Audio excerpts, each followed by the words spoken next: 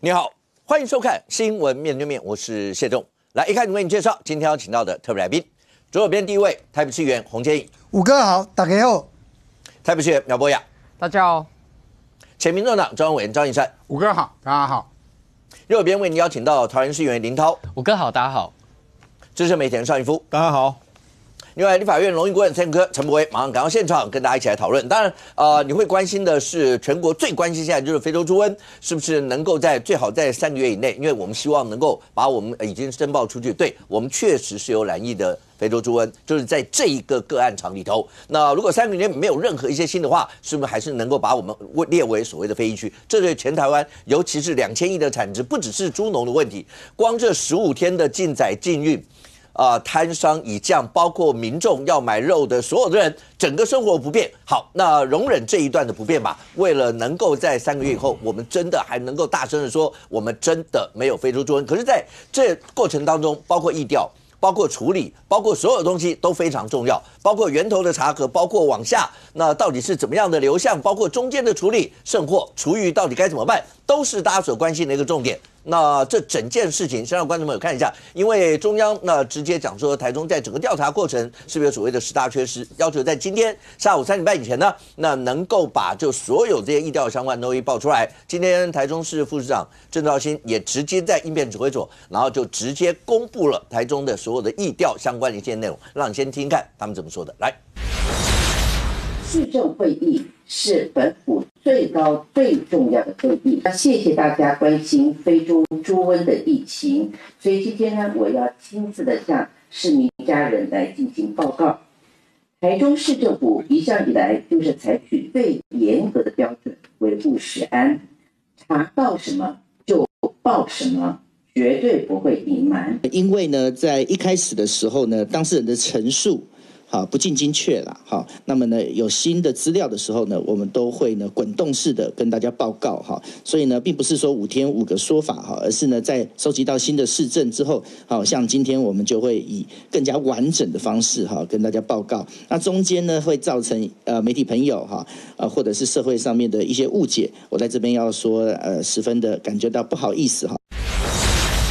好，那当然，今天出席的是郑肇兴副市长。那一开始，那卢秀燕市长在今天的市政会也讲，因为市政会最高会议，所以他要透过直播的方式，让所有市民都知道。那这整个处理的过程，那包括今天，来一下。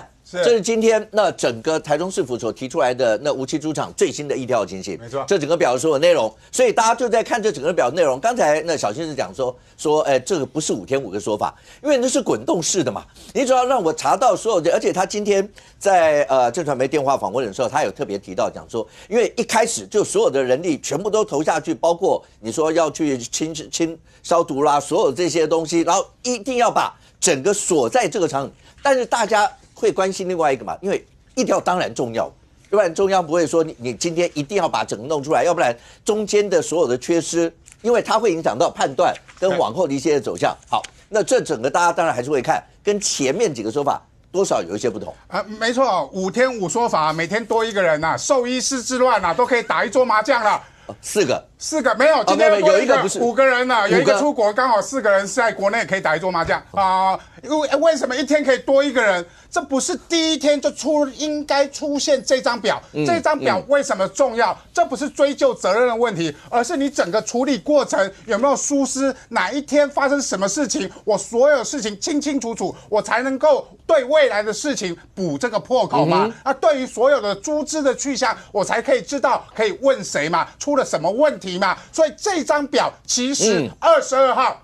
你农业局就应该出来了，但是农业局第一时间告诉我们没有，是一个叫做特约兽医师，我们听从了特约兽医师的专业意见。农业局局长，你不止说谎，你还跟市长说谎。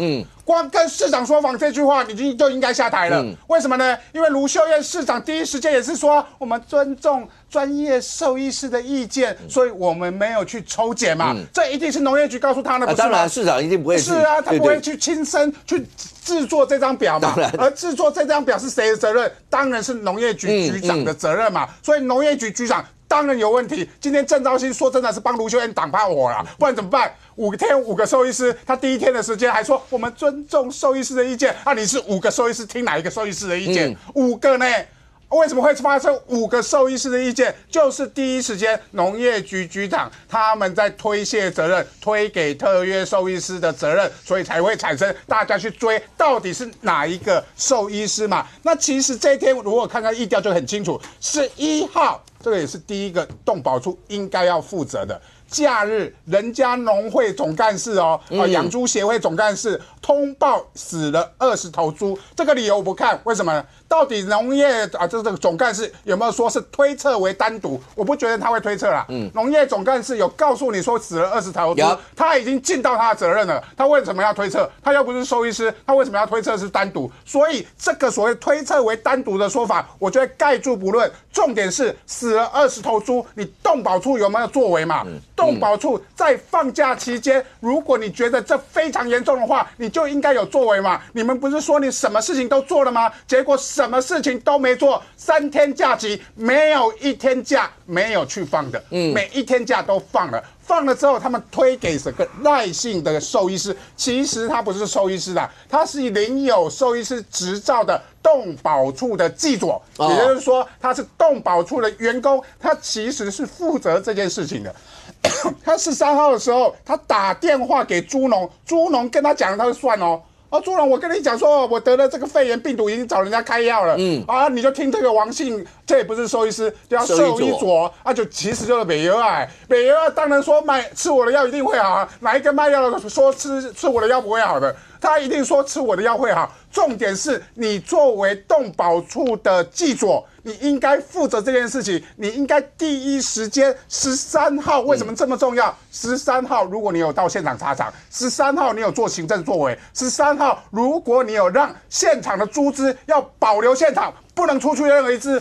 28头猪就不会出去了嘛？28头猪就是现在我们3禁禁运、禁屠、禁厨余的最重要原因嘛，因为猪只都已经流出去了嘛，你后面再补。14号你到现场，你明明也带了兽医师了，你们又说这个东西叫做肺炎，所以你又不裁剪。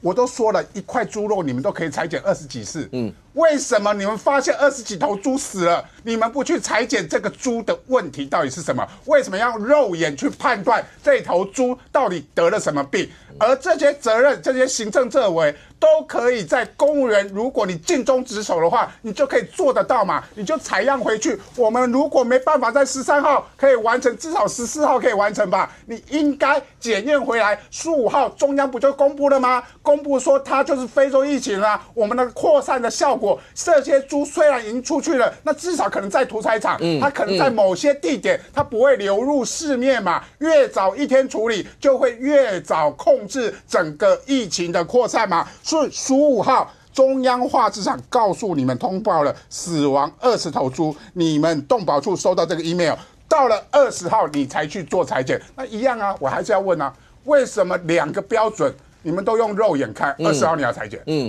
，14号你为什么不裁剪？你们的标准在哪里嘛？死多少头猪你们不裁剪？有这种标准吗？已经死了20头了，你们不裁剪，要死多少头才要裁剪？那你动保处至少要告诉我，你们的 SOP 是死了多少猪，你才要裁剪啊？有没有这个标准？我相信一定没有啦。就是裁剪不裁剪，在于行政作为嘛。最有养猪经验只有这个人，叫养猪协会的杨总干事通报。他为什么要通报？他已经觉得事情严重了。如果平常死1头猪，这个总干事会通报吗？一定不会通报。真正有养猪经验，因为也会影响到其他猪农，所以他在第一时间叫做11号就通报。最有经验的是谁？是这个杨总干事。最可以信任的是谁？是这个杨总干事。但是这个杨总干事有没有行政处分的能力？没有，所以他通知了动保处，这件代志严重啊，你爱去查嘛，爱去查的结果就是拖到20号，你去检验嘛。这个东西就是台中市政府为什么要不断的推卸给这个兽医师的很重要原因，因为他们也知道这10天的时间，他没有任何的行政作为。那另外我要讲的是说，如果连兽医师几位你们都搞不清楚了，更何况有名有姓的兽医师，你们都搞不清楚了，没名没姓的猪一定搞不清楚啊！一开始通报叫做117头猪，这是他说是猪农讲的。好，猪农讲的117头，第二天你改成116头，少一头算了，没关系。但是去化场竟然只有78头，这为什么那么严重？今天说可能猪农忘记了，你不能可能啊！这个比兽医师记不得还可怕。为什么中间落差38头猪？这38头猪去哪里了？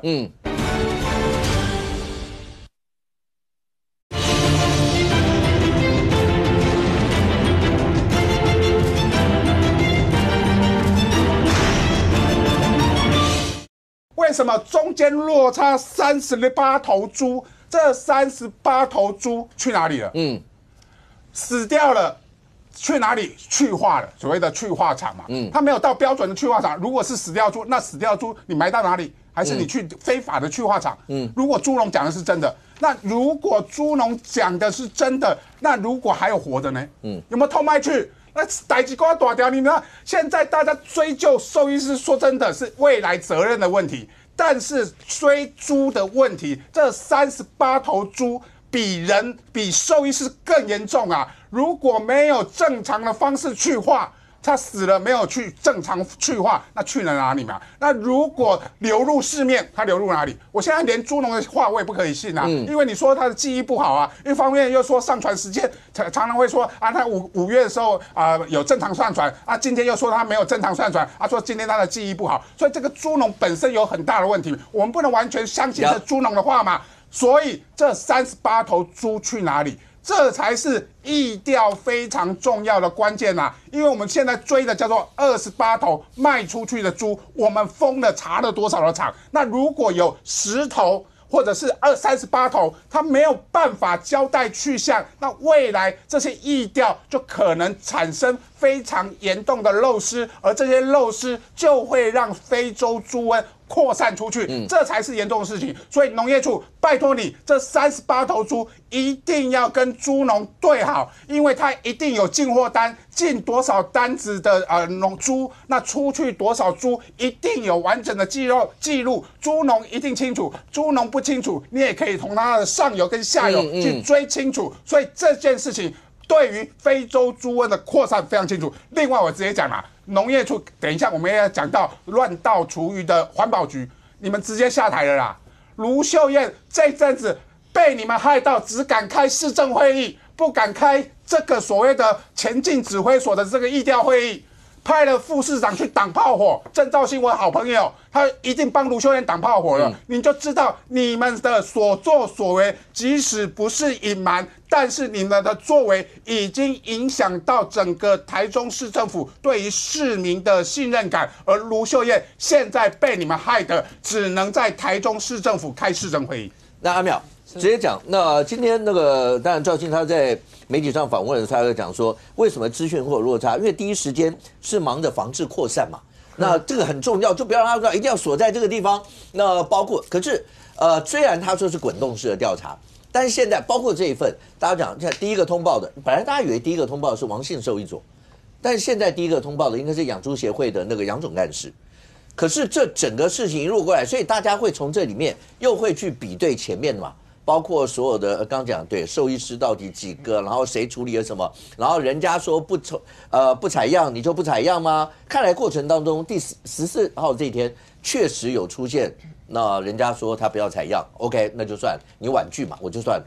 所有这些处理的方式，确实会让大家在这里面检讨，包括农业局啦，所有这些，你自己看的话，你会看出这里面还有哪一些你觉得是在这过程当中是最大的一些漏点。卢秀燕她当台中市长，台中市是我们6都里面一般被认为说条件不错，因为面积大、人口多，然后自然资源也多。可是卢秀燕在所有的6都的首长的表现里面，非常意外的，这一次他完全暴露他彻底无能了。有些人说他在讲无能会不会讲太重了？其实我看这整件事情是完全突破我对所谓行政机关的下限的想象。我们做议员嘛，那在我们做议员任期之内，当然我们台北市也遇到各种大大小小的挑战。那我想建议各位来这边啦哈。如果说我们今天要看一个案子，哈，那我们想要去跟市府了解状况，我们可能会说，第一时间市府说，那你给我一个大事记，告诉我说你这案子从头到尾你做过什么，对不对？那通常这个大事记来了，我们原则上都相信他，因为这些公务员呢，在做这些大事记的时候，原则上不太会出什么错误。真的，就是你只要揪出一条说，你什么时候说你有打电话，结果没打，这个事情都很大条。但台中市政府这一次连最基本这所谓的大事记都做了，不能已经超过比哩哩啦啦还要烂就你能相信吗？市长、副市长开的记者会结果可以有前后后4、5个版本，而且这4、5个版本不是说差一点点，而是完全不一样。一开始事情，农业部刚开完记者会说，有发现非洲猪瘟阳性的案例。台中市在解释的时候呢，讲了一副好像是兽医误诊说10月14号的时候，养猪场的特约兽医去现场看，然后没有判定是非洲猪瘟所以这些什么呢？人家特约兽医真的出来说，我完全没被通知到你在讲什么。结果后续还陆陆续续跑出了第2个、第3个，现在到第4个兽医师了。谁去过现场？到今天又一个新的版本蹦出来说，台中市政府有2个兽医师去过现场。你能想象任何一个，你不要说6都了，22县市哪一个县政府是开了记者会这么烂，可以改这么多次？这个显示的是不是什么螺丝松了而已而是这件事情一爆发出来的时候，整个市府上从市长到副市长到局长，没有人想把事情搞清楚。今天这个是 SOP 很简单如果任何一个人他做市长，他说我们辖内的养猪场有非洲猪瘟出现，他一定第一个叫他下面的人说，你赶快大事记给我拿上来，还有你那个稽查记录表全部给我交出来，而且不是给我交10月的稽查记录表，不是只有10月14那一张前后搞不好如果是我的话，我说你3年内去稽查过这个养猪场全部给我拿出来，我要看看什么状况嘛。还有非洲猪瘟防疫讲那么久了，其实我们也都知道，非洲猪瘟的传染不像是人类的病毒是因为人会出国嘛，去到疫区可能染疫回来再传嘛，猪不会出国一定是他吃了什么，或者是说有谁的足迹到那边带给他嘛。所以厨余养猪有没有这个问题，在第一时间的时候，一个负责任有基本能力的首长他就会说，来，这个养猪场是不是厨余养猪？是，把他的厨余清消跟蒸煮消毒的记录给我调出来，我要看。这个动作完全没做，一直到很后面的这个事情已经全国皆知，大家在讨论，有人在问怎么回事的时候，才突然说，这个他4个月没有上传蒸煮厨余的影片了。卢秀燕怎么回？他说，因为这个没有罚则。我的天哪，你完全没有办法想象，这是我们6都首长的水准所以你看他只修辞，他的修辞很好我们能做的都做了，我们用最严格的标准捍卫食安，然后这个小新说我们是滚动式修正，这些都叫修辞如果你说最严格标准捍卫食安，那为什么他的养猪场4个月没有上传蒸煮厨余的影片，你根本就不去看嘛？你能做的都做了，你做了什么？你的兽医师去到现场时间已经晚了，结果到后来拖了10月10号到10月10拖了10天，这中间你能做的你做了什么？最后滚动式修正更好笑，这个词我建议中央各部会的首长要学起来，以后在立法院被质询，立委跟你讲说你讲这不对欧北乱讲你就说我们滚动式修正。如果这个说辞可以通的话，未来再也没有所谓说谎的问题，因为每个人都讲他滚动式修正就好所以我觉得这一件事情其实看起来现在比较麻烦的是说，对，现在全国都希望防疫，然后不要扩散，因为这是2000亿产值的事情。可是，在台中市政府，因为它是第一线，他在第一线，到底这个养猪场是怎么回事？只有台中市政府最清楚。可是他一直绕链2266这样子弄他，未来我是很担心说啦，他本来117头病死猪变成116，现在在下修78，这事情是真的吗？确实实行如此吗？你现在都不相信所有这些出现的这些资料？因为我认为以过去啦爆发的第一天的时候，基本上我是相信他们的。可是，一直到现在已经都有4、5个版本的时候，我看这些资料，我都觉得说不定明天又有一个正确版的正确版。就台中市政府现在连最基本的大事记都无法服众的状况之下，我觉得后续的防疫很困难，因为你根本连真正的事实基础在哪边，恐怕都不知道了。那刚才一开始有跟观众朋友介绍立法院荣誉3 Q 哥陈柏惟赶到我们的现场来，欢迎3 Q。大家好，3 Q。3 Q， 你出自台中嘛？前立委。那这次整个你自己以一个在地来看，这所有的处理的过程。那在每一个部分里面，你觉得问题出在哪里？是心态的问题，是实际上的一些问题？你刚刚我们刚才也看了，包括卢市长也有讲说，对台中市府来讲的话，一定用最高的标准，然后也没有什么好隐瞒的，就又不是我要让猪去吃这些东西，那它就是发生了。大家也知道，非洲猪瘟我们已经不是疫区好几年了，我们防了这么久。那它一定是有些原因嘛？阿苗刚讲，可能是你说吃了什么雏鸡过来或什么。我也没有什么好隐瞒，我就直接该怎么查该怎么报就好。但是后续确实出现了刚刚讲的几个版本啊，或者有些，包括现在大家在讨论到连那个厨余啊，好，第一个现在呢，你说厨余到底该怎么办？那当进厨余的时候，其他地方甚或像连民众党的议员江永书还跑到厨余厂去要拍，跟他讲说，那这些地方怎么样？你对我们雾峰人，因为他应该是雾峰出身的议员，那你自己在看这些所有这些真的处理上面状况这么多吗？好，我们把整个事件我们先收束到核心，就是对于非洲猪瘟的关心。那非洲猪瘟外面有一层呢，叫做卢秀燕的政治责任，也就是台中市政府的具体作为。然后在外面那一层是政治上的可能攻防。那对我来讲，最外面那一层，坦白说，不是现在最重要的事情。我自己当立委的时候，刚好面临2020的 COVID-19 的疫情。当时啊，其实前半段接近9个月、10个月的时间，大家是非常放心的。那后来是发生什么事情？破口，然后接下来就是政治口水，3+11啦、疫苗啦等等。那明明都有步骤的在安排，然后有阶段性的在防护，但是大家就这个进入政治的场域之后，就会变成有些人很放心，有些人不放心，然后就变成两边打起来。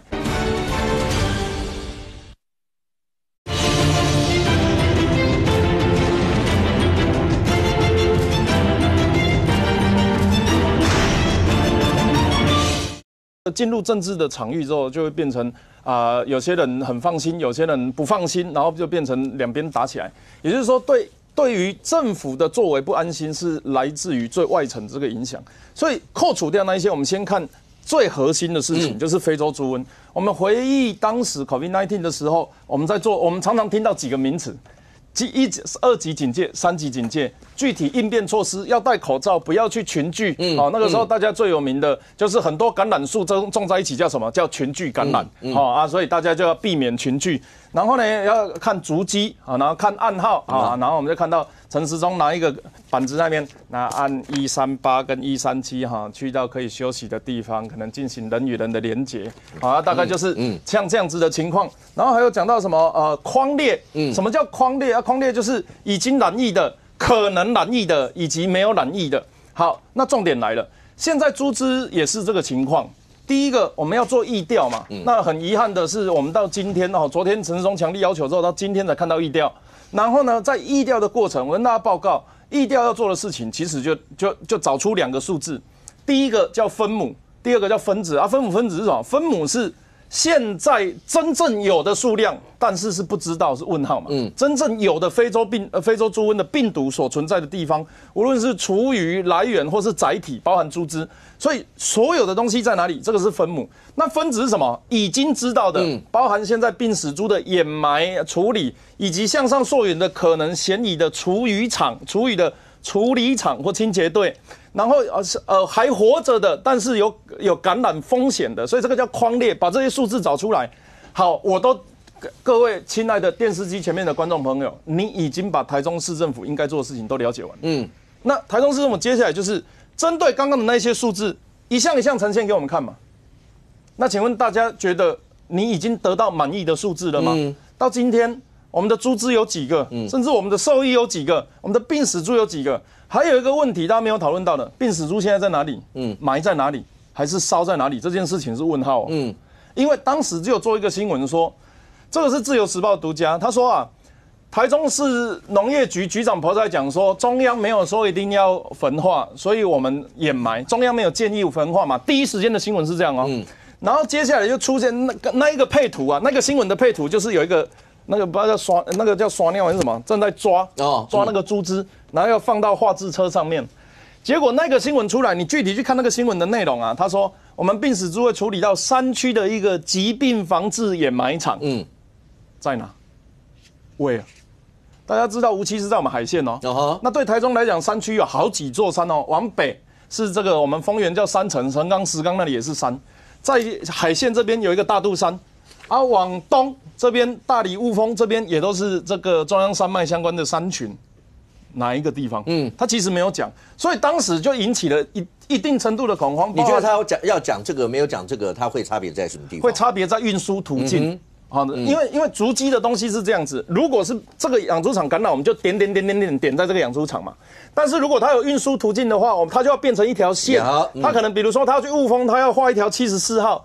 它如果要去北边的话，它可能要往北绕一圈啊，走4号街国道4号进市区，然后再到大理太平。所以那个是足迹嘛。我们现在台湾都没有非洲猪瘟在10月10号之前，10月10号爆发啊，10月22号、23号知道。所以22号、23号回去要做疫调，那当然就要看这些猪在哪里嘛。那这个猪场有几只猪，都画黄色的，然后已知有110几只猪是红色啊，点，然后这些红色的点点去载到哪里，这个才叫疫调跟足迹啊。疫情的时候对人就是这样处理，没道理对猪不能这样处理吧？人还可以出国，猪不行；人还可以出游，猪不行；人还可以连结，猪也可以的，但是他不会自己出门去超商，不会自己去做捷运嘛，不会去，甚至是我们那个时候还有一个磐石舰，猪不会上军舰吧？去的时候已经变食材了，所以理论上要比较好匡列的东西，就要花更多时间来疫调，这是人民普遍对台中市政府失去信心的原因嘛。再来，我坦白讲啊，这个是今天市政府由郑肇兴副市长贴出来的。你看其中4个，这个叫治罪己证啊。哪几个？来，你看10月20号礼拜一的时候，他第一个是不是王姓兽医所打电话给动保处？对。然后接下来马上就去采样，然后21号马上就验出阳性，也就是说10月20号的反应是有人跟我动保处讲，数了一只3岁的种公猪，一只3岁。他就裁剪了。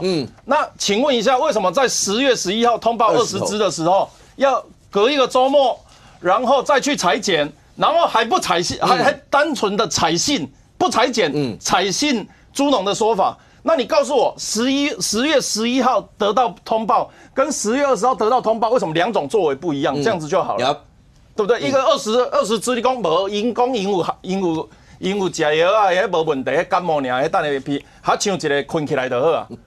为什么10月20号接到？要求赶紧的去现场了这个卖呀，这大条啊！就他的这个应变的差异在哪里？那你告诉我，是因为第2次通报或第3次通报？我觉得也没有道理，因为他们不是一个人，他不是养猪业者通报而已。你打电话去猪农的时候，猪农也告诉你，然后而且还越死越多的时候，你中间没有应急啊，然后突然。因为一只3岁种公猪，然后你就觉得这天公啊低，这只呢死可能有问题，就你要跟我们讲理由嘛。所以你2次接到通报的处置行为不同，其实就证明了这个处理上的确就是会让人家产生怀疑。最后我上个礼拜我刚刚讲猪鸡疫调的部分，到底是为什么送哪里啊，或者是厨余怎么做？我们刚刚讲猪鸡除了病毒除了这个传染途径之外，还有一个东西叫载体嘛，载体就是猪或厨余，那甚至是什么鸟类去到厨余场吃一吃，然后透过它的粪便排到其他地方，然后怎么样的传染途径。好，那为了知道这个足迹啊，尤其是中间有2个礼拜的空档，所以我们要求知道这些事情的时候，你偏偏有一只看起来这个应该是没有生命迹象，尤其它在画制车上啦，这个就猪的灵车啦，因为这个看起来就不是再去玩或再去屠宰的嘛。那这个情况这里面很确认是死猪，它在太提西路。太提西路大家知道哈，它的地理位置我待会讲给大家听，它是在我们的台中太平。这个画面大家先记起来哈。具体海线在这边，我们有养猪场的大概都在这个 L 型，大概都在这个 L 型。然后呢，有养猪场的以及可能的厨余地点，厨余掩埋场，当时说的11个地点。那太平在哪里？太平在这。太平拍到的地方在这里那问题来了，掩埋场在左边，养猪场也在左边这里看到一只运猪车，你要大家怎么想？所以现在的情况是，这今天真的只有面对面有，今天看到探到。除了匡列活猪，要不要匡列死猪？当然了、啊，有没有匡列死猪？匡得出来吗？我讲的东西不是这个养猪场出来的，养猪业者私底下陈情，我们有的时候数量不大，干嘛的，省事会自己处理掉嘛。那不是说大家都这样，但是黑数要不要管理？也就是说，我这个养猪场出去的猪，我当然要管理嘛。那我们可不可以用一个想法？因为已经时间太长，我们把这些猪只的处理、掩埋、焚化、化置的地点，我们也匡列。那这个时候紧急时刻非常时期嘛，所以我们两边来比对嘛。我们不是只处理生的部分，我们也处理死的部分。那毕竟这个场所并不多，也就是说，如果有黑数的猪只要来，那我们同样会接到通报啊，这个是为大家好，这个为了起第一号，这你们的不是为了什么人好，为了什么动好嘛。所以我们也拜托说，那中央地方是不是考虑一下这个部分，我们也来匡列。所以我这一张照片不是要引起大家恐慌，或者是这个是不是病死猪？想要再一堆，你用不敢讲，不是，是如果这只猪，因为事实上是前2天有个新闻在彰化分园，有几只病死猪放在门口大家很紧张，大家都有看那个照片，因为它就堆在路边嘛。结果去裁剪之后，发现那个不是非洲猪瘟，那个可能是天气变换，然后病死的或者是人死的。那一样，为了要降低这方面的焦虑，是不是我们也除了匡列生，我们也匡列死？那我以上讲的无涉台中市政府的具体作为，也无涉政治，这个都是针对非洲猪瘟的管制跟疫调。那这样子大家听起来就很清楚明了。为了降低大家的恐慌，刚才 Thank you 所讲的那张照片，不是这个暗场，就是这个养猪户里面的那个。根据台中市政府的回应，不是。那我所提供的就是，他是在10月22号中午12点在太平拍到的。那因为那一条路其实流量也大，那据当地的朋友表示，那边没有看过这台车。OK， 好，大概是这样。那这整个过程，来，林涛，刚前面大家讲的，那要不要一次做一下回应？因为以卢秀燕市长是卢妈妈的形象，所以她一定会特别要在乎食安的这些东西。可是这整件事情爆发到现在，你说那个农业局长讲的每一次出来讲，其实说实话，他也许不出来讲还好一点，他出来讲，你真的不知道到底要怎么样去。就像刚刚讲，那到最后，一个政府的信任度很重要。他会不会搞到最后，那个局长讲完以后，你真的不知道他讲的跟明天讲，你就干脆他讲完，你再等明天就好了，因为明天他讲的也许也不知道，就兽医师，那从兽医师到兽医组，从什么到。它会出现像这样一些问题，那对卢妈来讲，我要怎么样做这样危机处理？对，武哥，我最后一个部分会讲这个农业局长的，我觉得应该有的方向。但是前面我要先回应刚才阿苗切的单一面向，以及 Thank you 哥刚才的这些资讯，因为我认为非洲猪瘟这件事情要分2个层次，一个层次是资讯的传递，资讯要正确，大家才能够去掌握这个讯息。第二个是到底它源头的破口在哪里，这2件事情都同等重要嘛。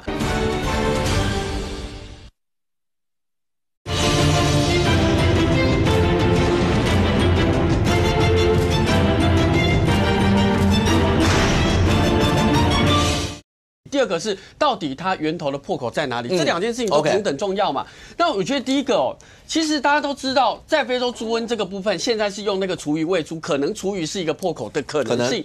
那个厨余其实法定的标准就是厨余90度1小时，你要翻搅，然后煮沸。那另外一个是非洲猪瘟，就是假设你买到问题猪，在家里烹煮70度可以让它不活化，这是卫福部10月22的公开的新闻稿。就刚才陈柏惟他过去在这个脸书，他也把这个混杂在一起。他说：“你们台中市的卫生局怎么可以说70度都不活化呢？你把厨余跟买到问题猪的活化混在一起讲，去指摘台中市的卫生局，这不是一个正确的。为什么？因为卫福部10月22的正确的新闻稿就告诉大家，确实70度就可以不活化，这是卫福部的新闻稿。所以我觉得很多的资讯应该一次一次来看。第二个呢，到底是要用厨余继续来喂猪？目前因为在潜伏期的过程中，中央已经下令不用厨余了，未来可能用豆类来取代。那像云林县政府就优先用豆类来某部分来取代。那这牵扯到一个很大的未来台湾的猪农，未来台湾的农业，因为要防堵这些病毒的进入，要不要集体采用豆类，而豆类的采购跟标准要不要设立，其实中央政府要告诉大家，因为这件事情潜伏期25天、20几天过去之后，马上要决定这件事情。林涛，我们先看一下这个画面，刚才那个旁边就是处理的相关的画面。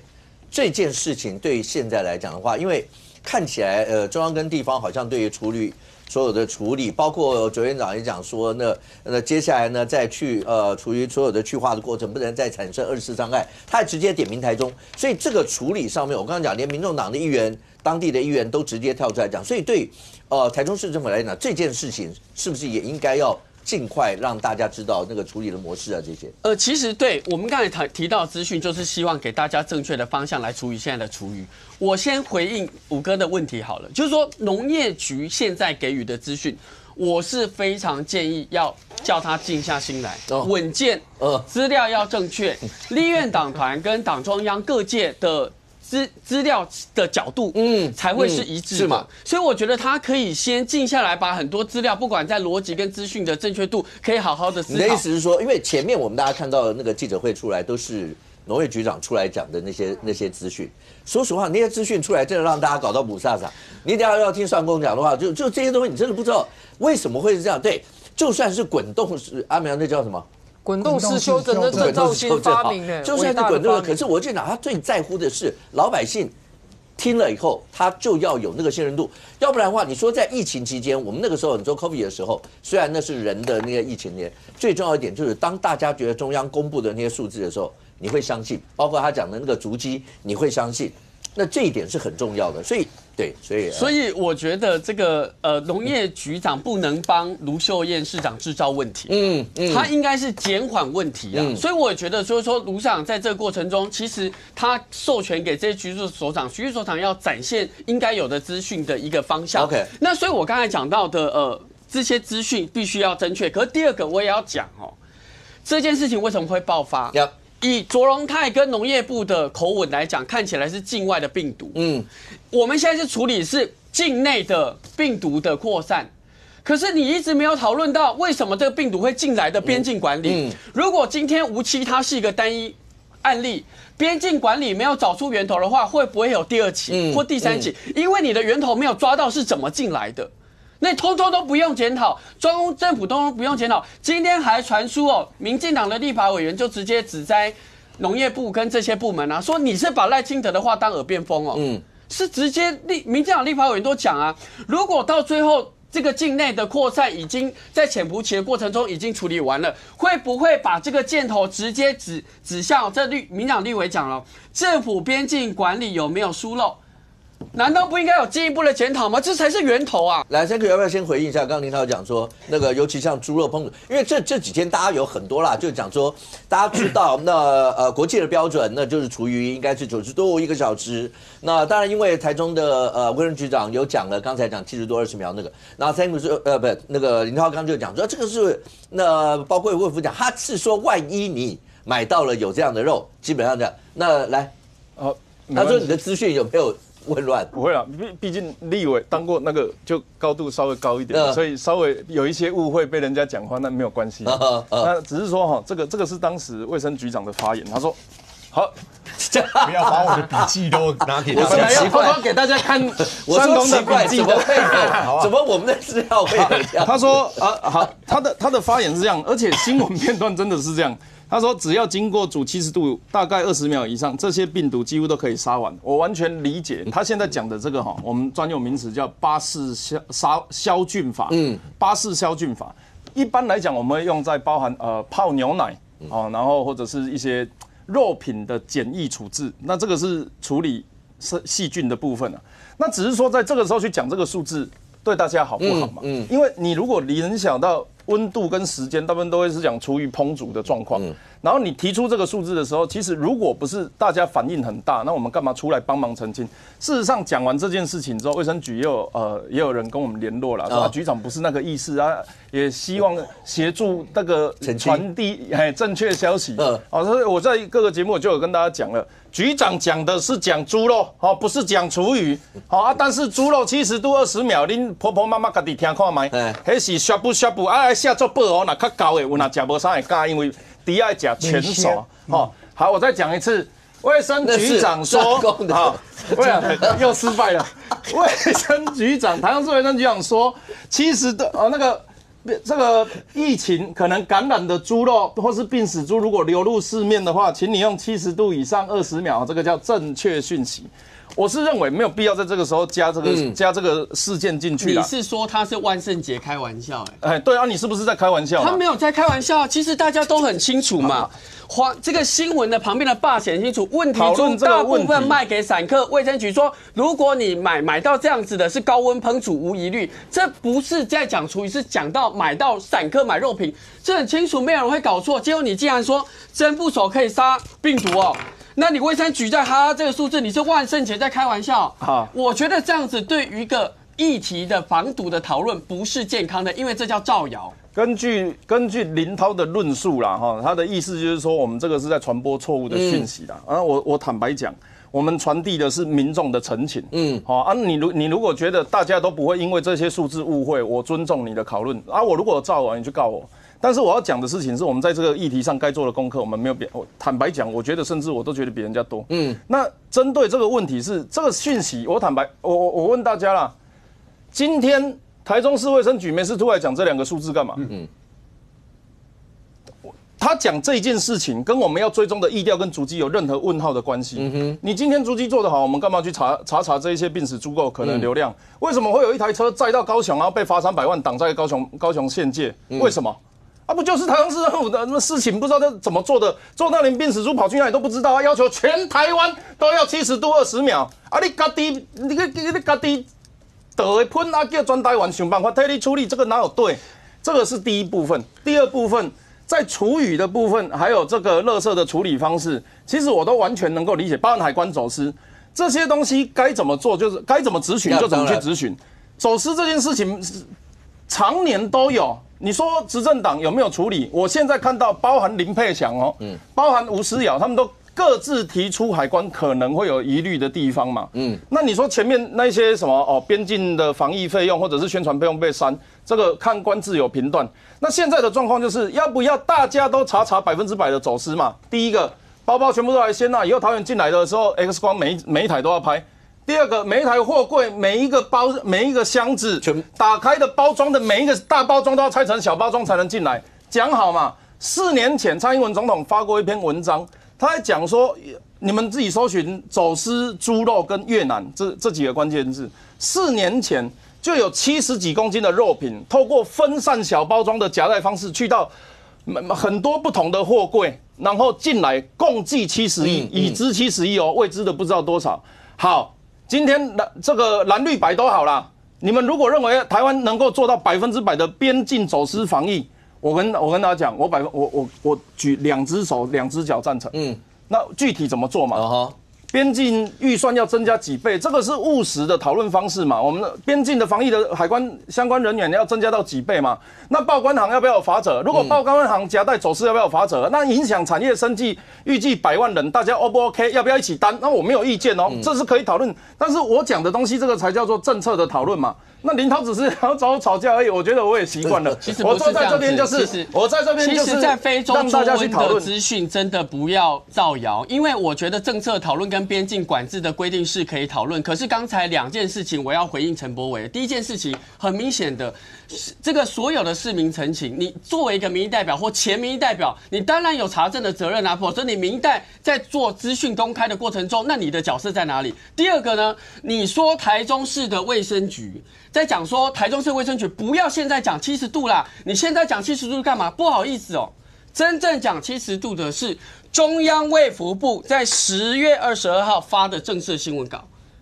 今天不是台中市卫生局讲70度，是中央卫福部讲说70度加热立即不活化，针对非洲猪瘟的把关市售猪肉资品，给全台湾的人民一个指引。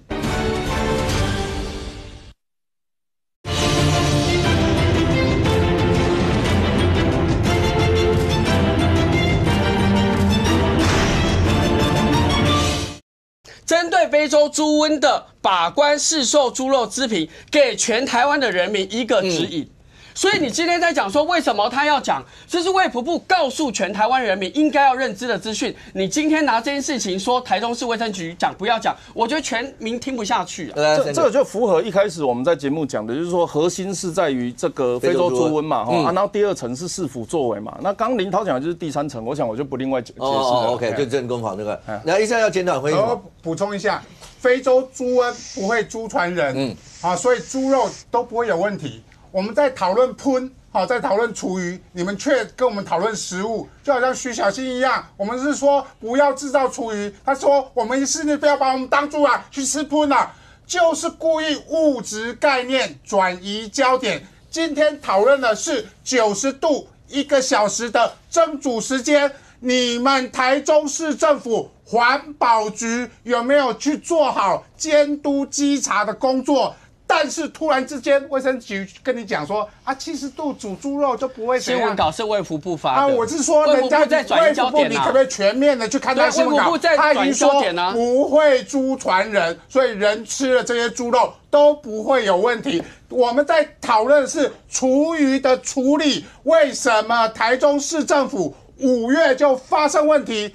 到了10月，现在导致非洲猪瘟了。结果这个过程里面，环保局都没有前往稽查，而这件事情有没有罚则？有，可不可以禁止他们继续用厨余？有。如果中间的过程环保局有行政作为，今天这个猪场就不会有非洲猪瘟，至少非洲猪瘟这个所谓厨余传染的途径就会被断绝。边境管制如果没有破口，今天也不会有非洲猪瘟。来，其实林议员所讲的东西我个人认为我的看法啦。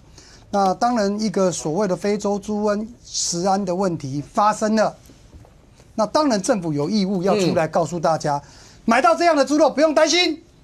这本来就是卫福部的用意了。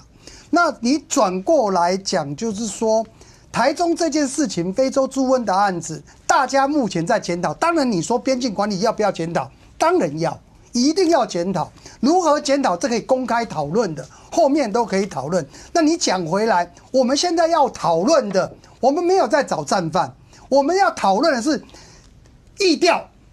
过程当中，为什么一个疫调可以从头到尾好几种说法？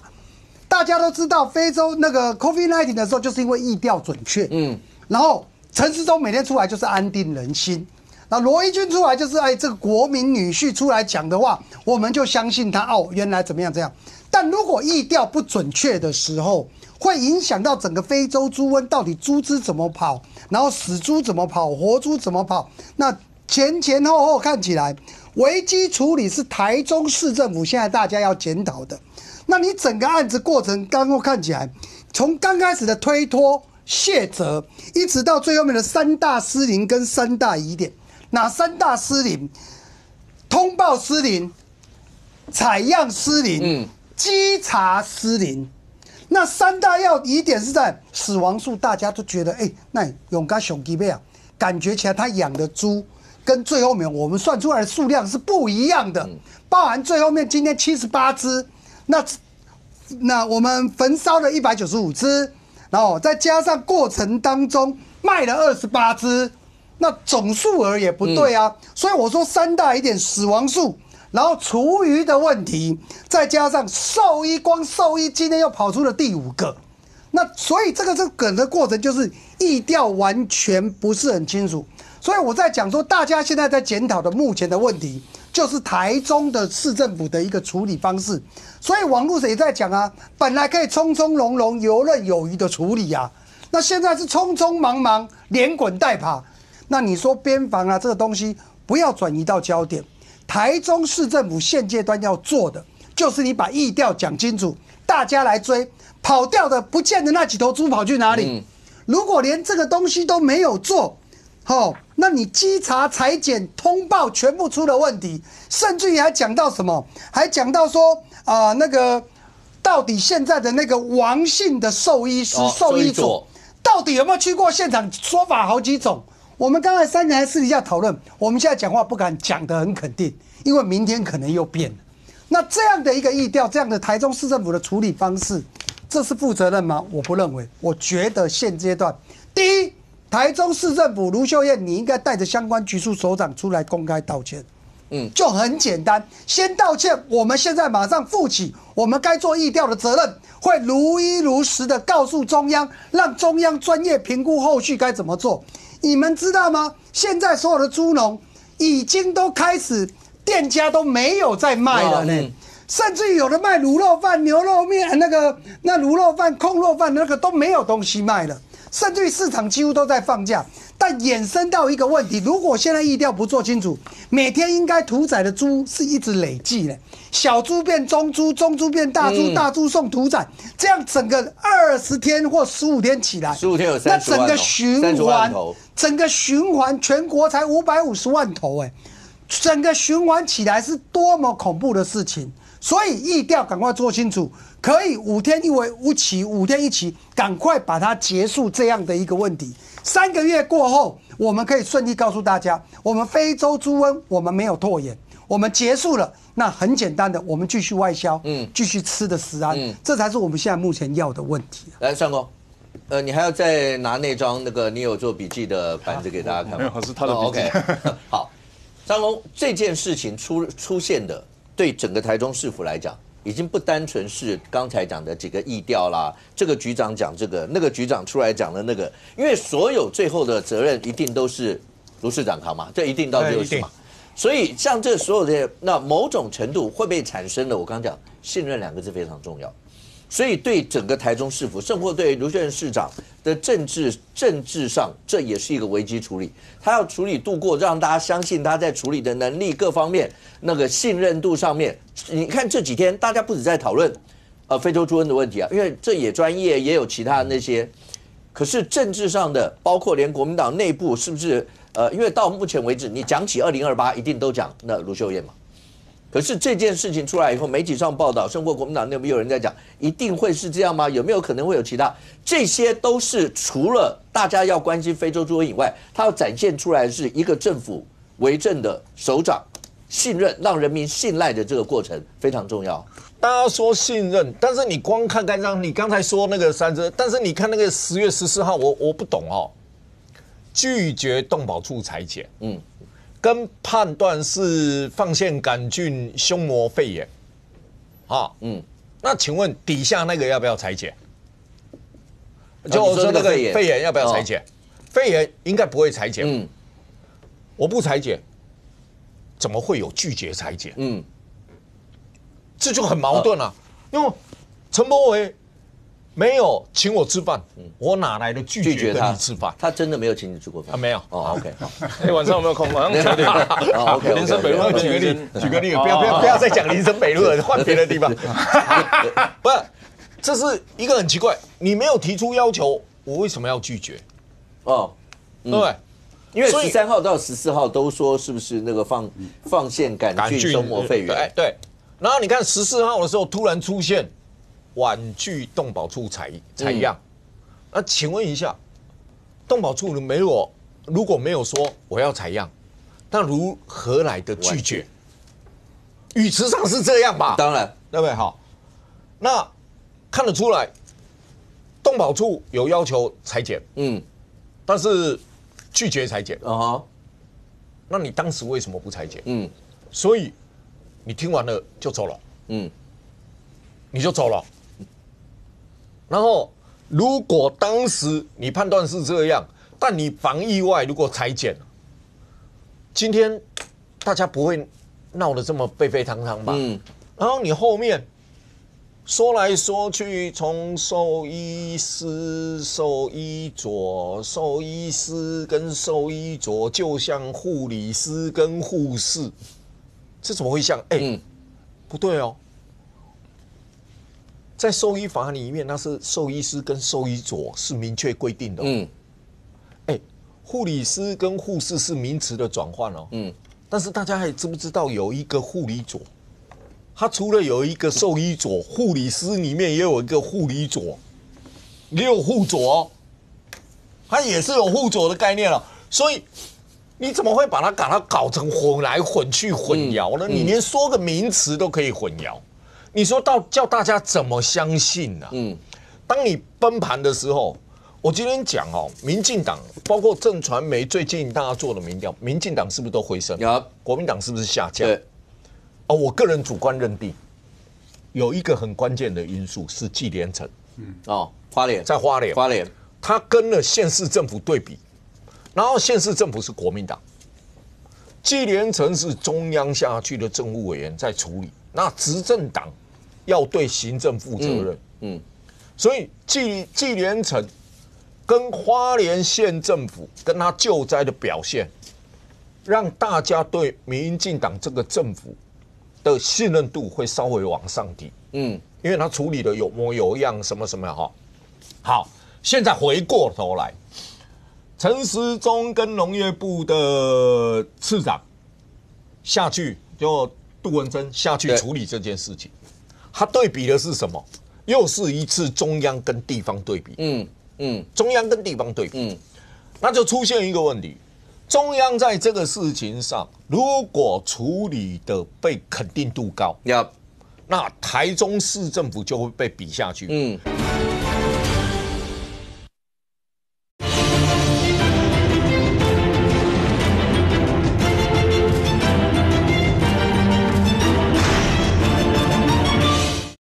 中央在这个事情上，如果处理的被肯定度高，那台中市政府就会被比下去。比下去就是谁要承担最大的责任？卢秀燕。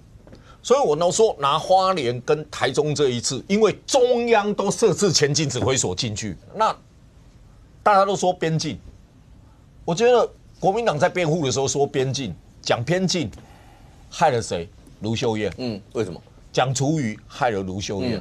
请问一下，好，我承认边境管理或许有疏失，因为我必读进来是，但请问你，为什么边境管理有疏失是你台中？那全国8%厨余养猪40多万头，台中厨余养猪不到4万头。那请问你为什么另外36万头都没事？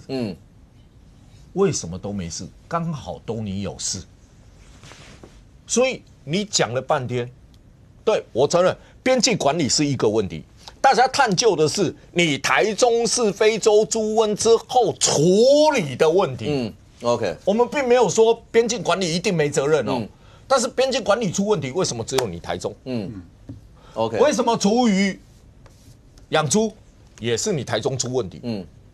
或你们越帮忙解释，大家说，哎，对啊，厨余各县市都管得很好，就你台中没管好，你不是害，反而这种辩解是害了卢秀燕吗？您要不要简短回应一下上空刚那段？其实我觉得，在整个的虽然说这个边境管理进来之后，为什么只有单一县市？但是我觉得这就是整个的就发生在台中，所以我觉得有可能在这个边境管理的破洞，会不会在没有填补的过程中，会不会有同样的状况在其他县市？这是我一刚开始提出很担忧未来的方向，所以我觉得。针对包括你要用厨余还是豆类来替代，然后你针对未来的这些指引跟我们讲边境的破口的这个防堵这两件事情，中央政府跟地方政府确实要提供给大家一个说法。他们要简单回应什么？我觉得看到林涛这么努力在帮卢秀燕辩护哦，我相信朱立伦跟卢秀燕结盟还是蛮稳固的啦。所以这个国民党大家不用担心了。但是我觉得政治是一回事。讲防疫的话，我们不用政党颜色下来看啊。今天这件事情跟政党哪有什么关系？同样是国民党执政，云林县张丽善，他境内养的猪比台中多那么多，那为什么张丽善可以处理好？因为他一开始他就铁腕嘛，禁止厨余养猪嘛。上任的时候，是不是禁止厨余养猪是谁决定的？是地方政府决定的。是地方中央授权，你能处理的你可以开放，你不能处理的你就禁掉。原则禁止，对，只要超过200头，你地方200头是要跟地方申请。所以卢秀燕她开放厨余养猪，那是义务摘掉嘛？她觉得她有能力处理嘛？那问题是她有处理吗？她有去看人家厨余有没有蒸煮吗？中央为了要让她稽查更方便，还规定要上传云端。他没有去看呢。那现在你在说哦，是不是边境管理有问题？我简单跟大家讲一个。2018年1月1号一直到今年的9月底，边境管理查获违规携带猪肉，查获13000多件，是中央查到了，已经给你抓到13000件了。那你说有没有漏网之鱼？有没有侥幸之徒？有，也许他带进来，但中央他拿出他查获的数字，22000多公斤已经在境外把你拦下来挡住了。啊，你现在说啊，发生在我台中啊，你中央要检讨，这个感觉是什么？就你打棒球嘛，今天投手投了之后，对方打者打出一个滚地球啊，然后呢，你后面的内野手要接球的时候，不跑起来，这边慢慢走啊，传球的传一个爆传，结果害人输掉比赛啊。这个时候人家说，哎，你内野手怎么这样子乱搞的时候，你说啊，投手为什么要让他棒子打到球？为什么那个投手不能够让他挥空3振？这是一个大家听了就觉得谢责的说法，不是吗？还有我非常简短的回应哈。第一个，刚才阿苗提到云林县张立善县长先用这个豆类取代厨余哦。那当时候他一上任的时候宣布这个政策，那时候赖清德跟他讲说，地方不要想到什么就做什么。2021年后来中央政府就说是不要想到什么就做什么，直接呛张立善，第一时间是如此哈。那个是2021年就是说禁用厨余养猪了嘛。做这个政策的时候，赖清德是这样回应。第二个呢，现在我们的卓奎在第一时间发生非洲猪瘟的事态在攻防的时候，他跟大家讲说，如果大家能够把食物吃光哈，就不会有厨余去化的问题。好，那我们更不会让猪只吃到更多的厨余，造成传染源。OK， 一个是赖清德，一个是卓荣泰，大家怎么面对中央政府？上公，你要很简单讲什么？就是说，你讲3个这个，我们讲一种啊，你自己说哈，厨余的问题，他又推说渔法无法可法，对不对？当然，我们之前就讨论过那一份公文，对不对？200头以上必须由直辖市、县市政府环保局要核准。你没有依规定，我可不可以撤销你的核准？我们先不说依不依陈时中所说的那一个，行政上面我可不可以撤销你的核准？设备不足撤，我可不可以撤销？因为核准权在我，理论上撤销权也在，相对也在我。如果你不遵守我的规定，我可不可以撤销核准你用厨余养猪 ？OK， 可以嘛？没做啊。来，3个要回什么？传递正确讯息啦。我不知道为什么卫生局在这个时候去讲70度20秒啦。我这边严正跟大家告知哦，70度20秒完全不能杀掉非洲猪瘟的病毒，完全不能杀掉非洲猪瘟的病毒。它能杀掉的是在食物里面的细菌。好，那所以我特别吵完架之后再讲，因为这个才是正确讯息。那他说杀光病毒这件事是不存在的。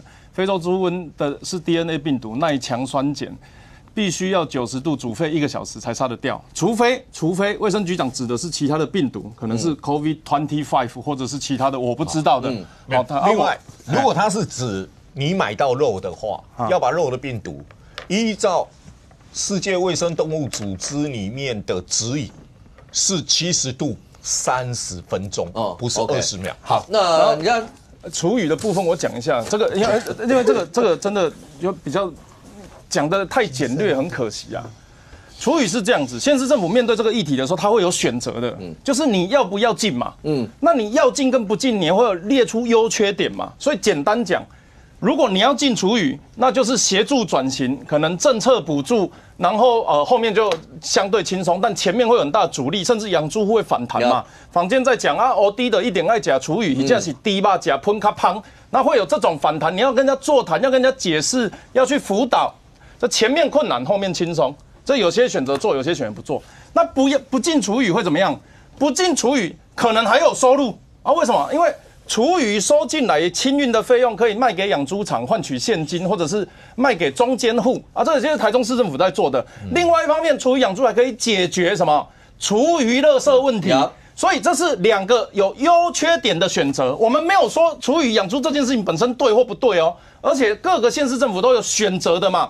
可是你如果选择厨余养猪，那你就要知道厨余可能有病毒啊。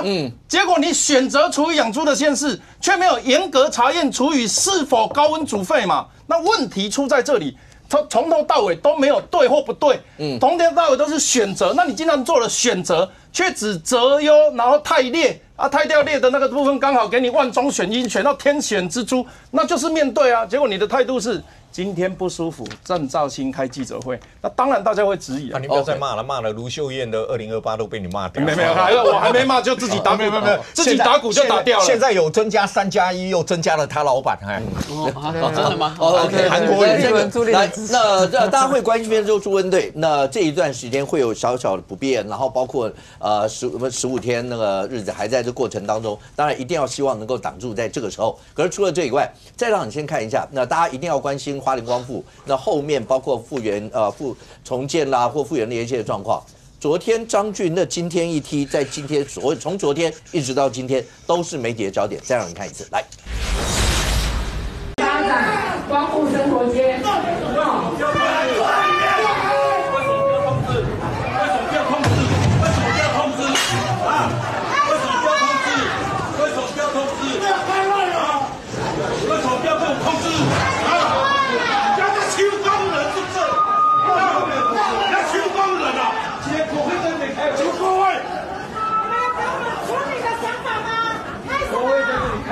国会，你现在在求光人是不是？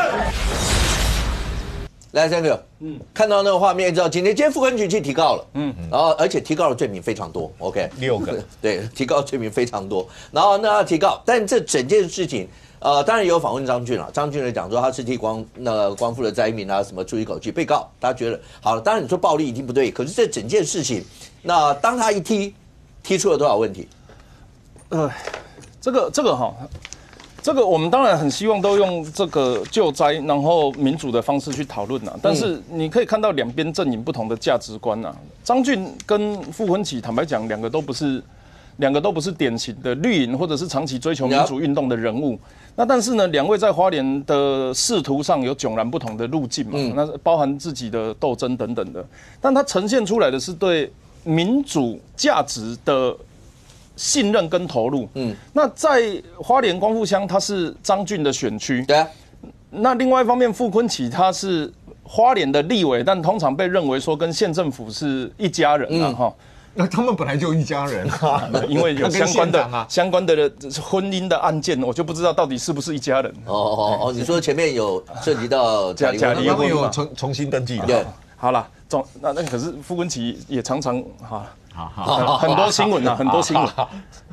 总之呢，这两个人啊，他在前半段的人生我们不知道，但这后半段走出不一样路途之后，在这一次事件来到冲突点，就是如果傅昆萁担任立委，或者是他们县政府是一家人的话，在这一次面对灾情，你到底是要先救灾还是先吵架？那刚刚好，张俊又是当地的受灾户，包含他的双亲，包含他的家人。然后等到他们被受到了差别待遇之后，我跟你讲，绿营的人看傅昆萁很远就看得清楚了。但张俊可能是生平第一次哈基妹嘛是的。我们较早讲啦，国民党要买票吼，你若民进党用跳过人过啦。那本来想说啊，那个国民党那个拢民进党白讲，黑拢讲升起来。结果今天勘差的时候，知道这一家张俊的结果，人家跳过。张俊心里怎么想？我们还不要讲他们是政党不同，或是过去吵过架呢。一个地方啊，立委、议员，乃至于总统啊、市长啊，最大都大不过议长，就很少数会黄国昌去拍议长、副议长了，那其他的那个是另外一回事。高雄许坤远大家有没有听过？陈田卯有没有听过？黑龙当量级的啊。台中严清标有没有听过？青董啊、青角有没有听过？张家、严家重量级，去到花莲被立委勘灾的时候跳过，办座谈会的时候不来，还不要讲我官大官威大呢，我就讲我是一个灾民，你怎么可以这样对我？张俊就差没有把背心撕下来跟他拼了而已啊！我觉得这件事情从头到尾都是傅昆萁有意为之啊，那逻辑很简单嘛。今天傅昆萁讲说，我有广邀各地灾民，吸取民情，听取情报。为什么在场外的比场内的多？场内多少人？有没有100个、80个、50个？场外300人。那民意在哪里？作为一个地方父母官，这个花莲大家长，你傅昆萁，要么你不要办嘛。那你既然要办这样子的考察的时候，你为什么要把多数人阻绝在外面？而且预设人家就是来抗议，或者是用刁钻、尖酸刻薄等等的形容词去形容花莲的受灾户。哪怕今天里面有300个，外面有1个，我都觉得你应该要让他进来啊。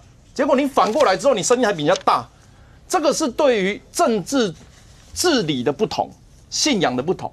因为傅昆萁他的信仰是什么？他要制造一个画面，吹冷气的，做室内的，拥有善款分配权的，跟我走。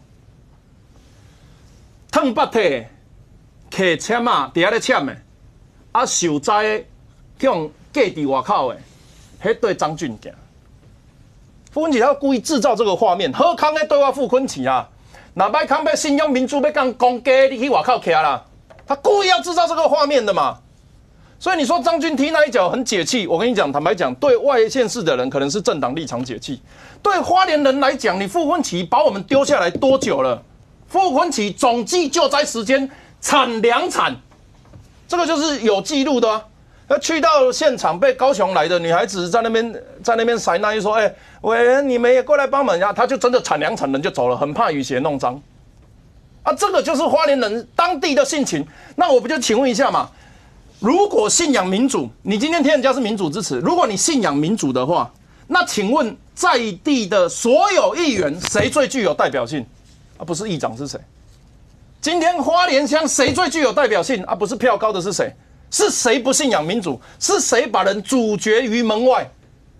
所以我认为傅昆萁在我的立场上，我看他这件事情很不对，但是他还是用他以前长大的方式，在训练培养他的群众跟我走的吹冷气。我想这个就是这个事件的侧面解读。OK。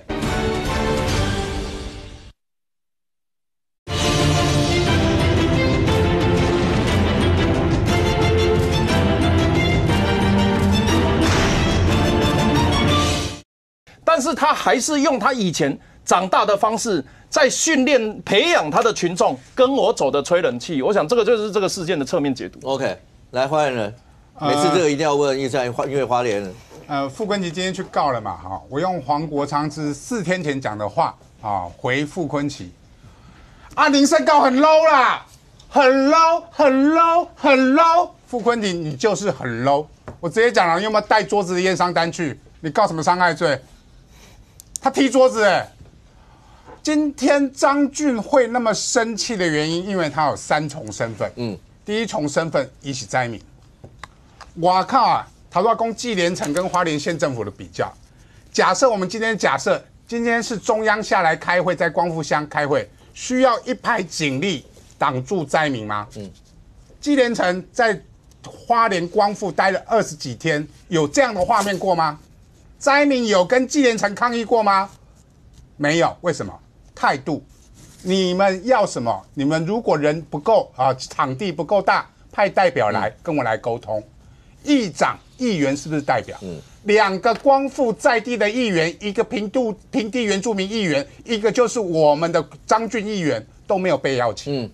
就不用说这些灾民，为什么在现场抗议？因为知道里面要谈重建嘛，重建对他们来讲最关键的是什么？我们的临时住宅，我们的永久住宅要怎么盖嘛？要原地重建还是外地重建嘛？任何的会议，如果听到说要开重建的会议，居民会不会来谈说我们要怎么重建？我的土地要怎么办？我以后的家要在哪里？至少要把代表进来嘛。所以听到傅昆萁，这个叫信任感嘛。外面又围一堆警察，当然大家不信任，揪啊，300个人在外口啊，你傅昆萁，你莫来这开会，讲白讲你在开啥？张俊知不知道这个会议？张俊议长，如果你昨天听他讲话，他知道这个会议，他没有受到邀请，他真的会觉得很难过吗？他知道跟傅昆萁的关系，算了。但是现场的灾民讲，议员，你嘛是灾民呢，议长你嘛是灾民呢，俊哥，你不是我们纵谷大哥吗？你为什么没有到现场？张俊才气不过，带着灾民，你以为他是正当的走进去吗？他是带着灾民冲破警方的1层的防阻线，至少是议长，警察不敢太拦他，带了10几个灾民进到现场，踢了桌子。你为什么不通知大家？他不是说不通知我啦，他早就知道他没被通知了啦。你为什么不通知大家？这就是傅昆萁啊，他来光复，讲白一点啊，采灾民啊，不让你听啦，你们听我的啊，要称为我花莲王，要称颂我，未来这200亿的预算你们才分得到，不听我的，你们就是在外面吹风淋雨抗议，我管你的，我警察保护。他要制造我在光复，我还是花莲王，唯有我有预算分配权。这就是傅昆萁啊，救灾的时候呢，跑第一啊，跑到外面去啊，没有他的责任啊，中央的责任，乡镇公所的责任啊。重建预算条例现在到立法院审，有2个版本，中央的版本里面有乡镇公所、中央花莲县政府跟乡镇的公所3个单位在分配，到傅昆萁的版本。乡镇公所就没有了，全部我花莲县政府来分配，这就是傅昆萁啊。分配的时候就只有我花莲县政府分配了，还有啊，里面做了一堆，等一下会讲啊，都是花莲县政府的官员啊。为什么你徐正伟没来？我直接讲了，我们徐正伟根本不是县长啦，我们一直以来这16年来都是傅昆萁县长兼立委，所以所有的县府官员排坐。等着他们要提相关的预算，等着他来看我的重建条例有缺了你们什么。接下来呢，这些重建条例100亿的预算，有可能今年就过了哦，他可能连送议会都不送哦。我在讲张俊第3层身份叫做议长，你的预算他可能已经不打算送议会，直接用重建为名，我紧急救灾为名来做这个预算分配权，不经过议会的方式来通过这些预算嘛。所以他现在已经开始进行他自己人的分配嘛，包含403赈灾，去年的花莲大地震，现在还有很多钱还没有花下去，为什么？为什么不现在花？灾民等了2年，为什么不花？明年才选举的，我为什么去年要花给你们？明年选举的时候，我才开始要做分配，选票你才可以支持我的候选人。这就是傅昆萁，他眼中只有2张票，选票跟钞票。来，林涛。我觉得台湾的民主走到2025，竟然有一个议长进去在踢卡挡球。我不觉得那个画面是民众可以接受的。我跟这3个关系，我们都有各自的关系。立法院是什么？包括傅家、魏家跟这个张俊议长。但是我很持平讲，我觉得这个画面不见得会受到花莲人支持，因为那是勾战呢。然后勾战呢，一强边啊是要跟傅是要有一点肢体的冲突的味道。我觉得那不是民主啦。那个太多了啦，那我必须讲哈，因为同样的时间点哦，他在花莲有2场座谈会，一场是画家沙台风跟马太安溪，就是傅昆萁这一场，那另外一场呢是农业部召开的复原重建的座谈会。那今天呢，如果张俊议长他是一个灾民的角色，那拜托，那中央政府的农业部，你也要给予同样的说，为什么不邀请灾民？为什么没有灾民的代表？为什么不同样的给予灾民的空间？他不会是去傅昆萁去站也得啊娘，他也会去农业部对抢嘛，所以我觉得这个是有选择性的。第一个，第二个呢，座谈会办很多场，条例的行数也不会只有1场。那这一场里面200-300人也是灾民，也不是只有你是灾民，也不是说现场全部都台北来的、台中来的，不是，那现场也是灾民。那你如果这一场没参加到，你可以参加下一场，你不是进来。有一点点好像在呛虾的意味，我觉得会多一点。我今天不是要站在批评张俊议长的角度，我只是告诉大家，如果同样的中央跟地方在开条例的重建委员会的讨论会的时候，不需要用这种动手脚的方式，因为我觉得你如果没有动手脚，你表达你对灾民的立场，反而更可以受到花莲的支持。来，金，其实那个今天傅昆萁去提告了6项罪状。我只能说，这个只是要告诉大家我有作为，但事实上，那个武哥您是法律人，你也知道这些根本告不成。那第二个，昨天这件事情，我应该是讲说，你不能怪他说他是个议长或议员，或者是所谓的灾民。假设我们说他今天灾民，那说难听点，灾民本来就有权利进去，而且他进去根本没喊说我是议长怎么样这样吗？没有。他只说你不尊重所有的住户，你今天要重建重盖，要怎么样分配，怎么样的做一个所谓的补助，那本来就是我们所有权人或受灾户应该知道的。那你说他今天他是个议长，那议长的情况下没被受邀，我今天来啊，我历经了3个市长，一个叫做那个叫做郝龙斌，一个叫做柯文哲，现在这个是蒋万安。我换个角度，虽然我骂他骂得那么凶，尤其郝龙斌，他很讨厌我。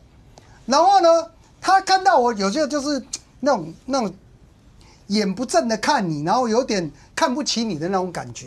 但他到我的选区里面，他好歹也要介绍我们议员洪建义，这是彼此之间的一个尊重。但昨天这个案子，为什么傅昆萁没有找他？你连公办都跟自办更新。区权会所有权人都有权利起来讲说，你最起码让我知道我怎么分配房子。那昨天这个案子就很清楚了，傅昆萁其实我讲的伊就是本身呐，他开放媒体的采访，那让进来的人不要像之前他老婆去开的那个会议一样，那到时候被呛。所以他担心的是他的一个政治形象的问题。所以他昨天开放这个，只是告诉大家我有做，搞不好侧拍、剪辑短片、短影音直接发出去。所以在这个地方，应该是说傅昆萁本身昨天做的是本身，但你再讲回来一个，我不晓得立法委员有权利去支配所有的钱。我们当民意代表，我们有建议市政府的权利。那今天坐在中间的应该是谁？应该是县长来分配嘛。那你看看这一张，这没有上工的字了哈。这个傅昆萁委员，你看看这些。从右边到左边，民政处处长、秘书长，社会处处长、行研处副处长、建设处的处长、环保局局长、什么副局长等等，一个立委坐在 C 位。今天这些官员，我们民意代表议员开会要找秘书长来，他的职务有多大？他是一个那个行政文务官，那个政务官最高的行政首长。你今天来到这里。你立法委员开的这个会 ，OK， 为什么这些人要陪你？难道是如同义善哥所讲的，其实他是立委兼县长？我再讲一次，今天开了这个会，你没有资格去分配，你只能建议行政院，行政院到底要给地方政府发放，还是行政院自己定一个原则，都可以。所以昨天这一场，我只能说了，傅昆萁是丢了面子又失了理智了。那不能怪这个议长，那议长本来就是代表选民嘛。他今天不作为，他下一届的议长到底要不要再干？议员要不要再选？这才是地方乡亲重视他要做的这个作为了。来，阿淼，除了傅昆萁跟张俊昨天那一段以外，今天礼拜二嘛，礼拜二每一次都是《镜周刊》会有一些的报道。那当然，今天还是一样出现的是黄国昌总召，然后盛获《镜周刊》今天报道讲，还有没有一个大账房？那李光羲，然后那出国也刚好出国，所以那在《镜周刊》的形塑里面，就是这个大账房会不会很巧跟橘子一样，是不是又跑出国？黄国昌听完以后就直接他有骂缺德好几句，然后盛获直接讲在编故事。来，让观众朋友先看一下，来。镜传媒系列啊，过去这段时间。不仅仅是编故事啊，还抹黑啊、造谣、作假新闻啊。之前不是说什么港资中资违反国安法、反渗透法，怎么写到今天故事写不下去了？他跟张敬源2个人，既不是公众人物，也不是政治人物，结果《镜周刊》派狗仔去跟拍人家。缺德啊！缺德啊！缺德啊！《镜周刊》为什么做这个事？背后有什么经济利益？缺德啊！主席，这个道歉的问题是我们高层的会回应。那我在这边是一个记者身份，想要没有，我再说一次，我从来不为难基层的记者，但是你回去跟你们高层，我就问一个问题：进电视什么时候要道歉？这个就是我对镜电视唯一的回应。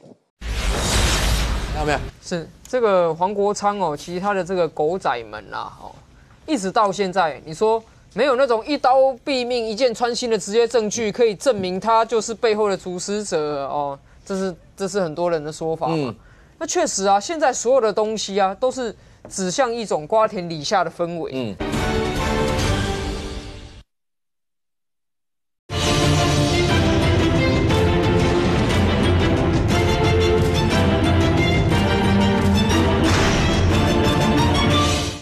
没有那种一刀毙命、一箭穿心的直接证据可以证明他就是背后的主使者哦，这是很多人的说法嘛。那确实啊，现在所有的东西啊，都是指向一种瓜田李下的氛围。就是说，怎么好像每一条线连起来都跟你有关系啊？比如说这个凯斯国际的李丽娟啊，这个李丽娟厉害咯。不止啊，他的旗下员工有黄国昌的前助理在跟拍王一川，这个李丽娟还有一个民报，还有一个求真的民调，之前被翻出来说李丽娟名下有间房，里面是黄国昌的太太跟小孩的户籍在里面。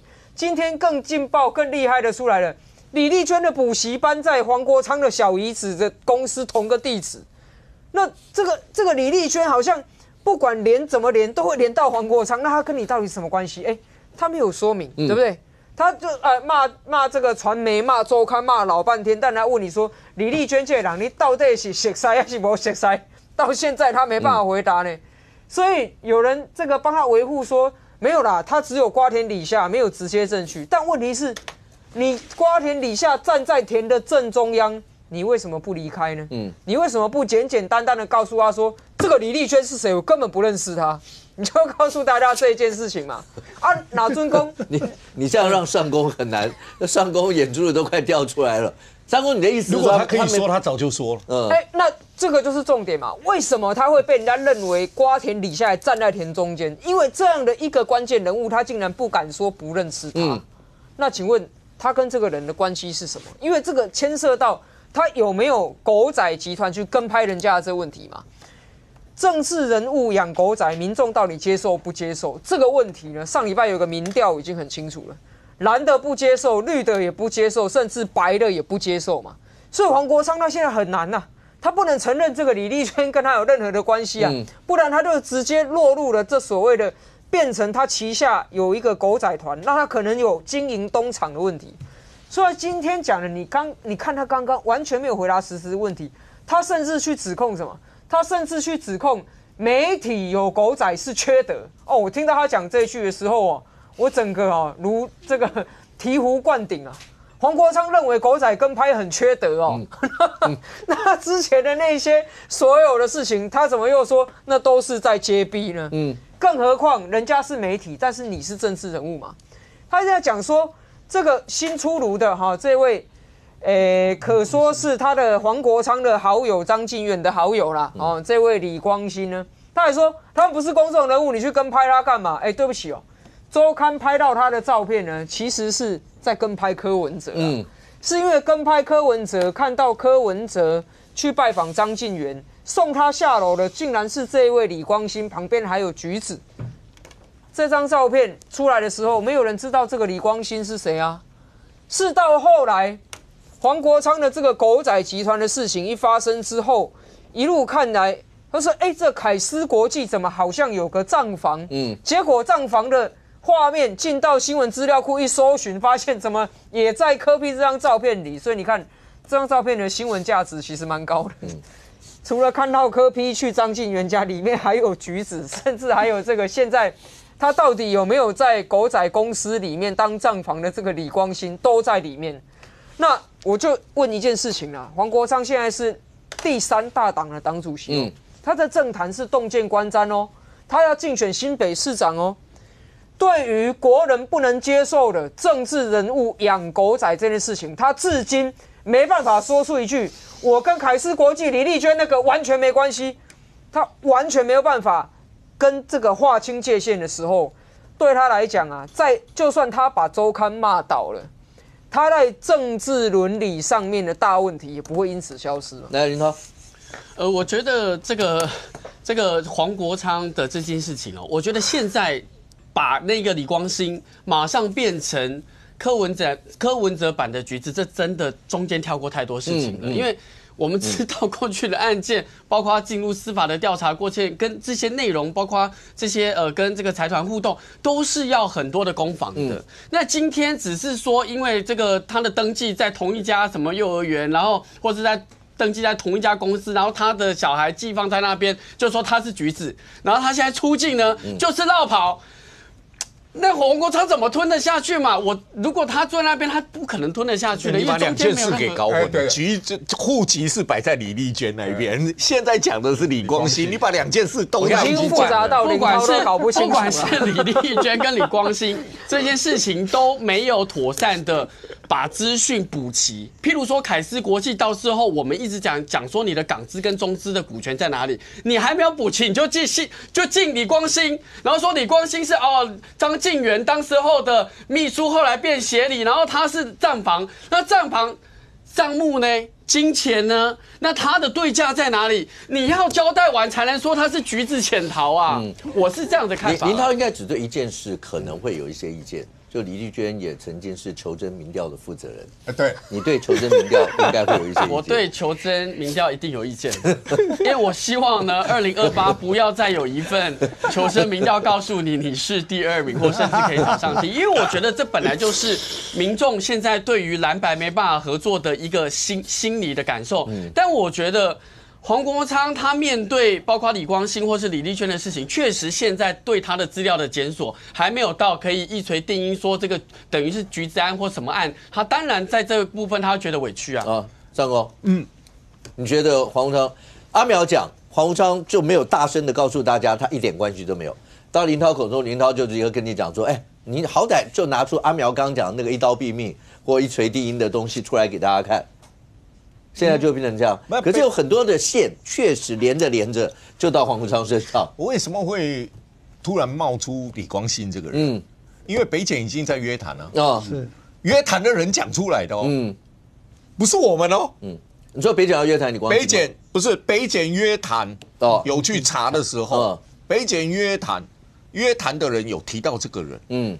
然后呢，这个人呢，李光焘呢，好，大家都说他跟张晋元。其实张晋元在跟黄国昌成立吹哨者协会的时候，其实张晋元是有出钱的。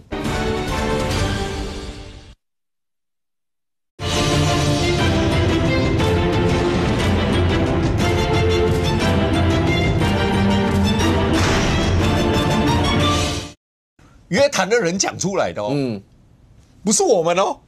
你说北检要约谈李光焘？北检不是北检约谈有去查的时候，北检约谈的人有提到这个人。然后呢，这个人呢，李光焘呢，好，大家都说他跟张晋元。其实张晋元在跟黄国昌成立吹哨者协会的时候，其实张晋元是有出钱的。当时李光焘是没有工作，所以就跟着张晋元去了吹哨者协会。里面还有正式挂职称的因为他以前是跟他一样在永丰嘛。有人好像有人说他是挂执行长还是什么，他是有挂职称的OK， 但是他并没有领吹哨者的薪水，他的薪水是另外人付的，他并没有领吹哨者的人的薪水哦。那现阶段里面，你北检约谈的人提到这一个人，然后薪资什么也是这一个人由这一个人来决定拨付。然后这一个人又在吹哨者协会，那你说这个人的角色跟黄国昌没有连结吗？如果有连结，那黄国昌也不解释啊。他待过吹哨者协会，这个是很确定的事。这边被约谈的狗仔里面也把这一个人讲出来哦。这条新闻来源是这样来的哦。不是空穴来风哦。所以北检才会要去找这一个人，发现他出境了。OK， 缘由是这样来的哦。那他是一个，我跟你讲哈，那李光焘，那你注意看哦，今天黄国昌是怎么讲这一个女的？他是讲辛迪哦。有没有注意？直接称呼她的名字。那个是李光焘熟的朋友叫他的英文名字，黄国昌直接就讲辛迪。连写的人写这一篇报道的人都不知道李光焘的英文名字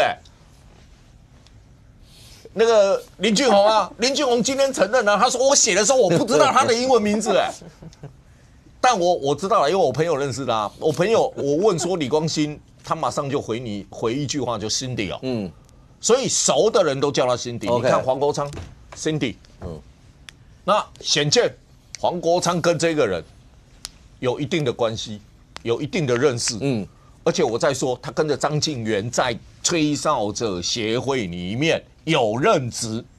OK。然后他是一个好了，就这样讲，他的喜好度，他的喜恶，张敬源是可以影响。OK。所以张敬源一直认为黄国昌是一个揭弊者，等等，所以影响了李光兴也是这样看待。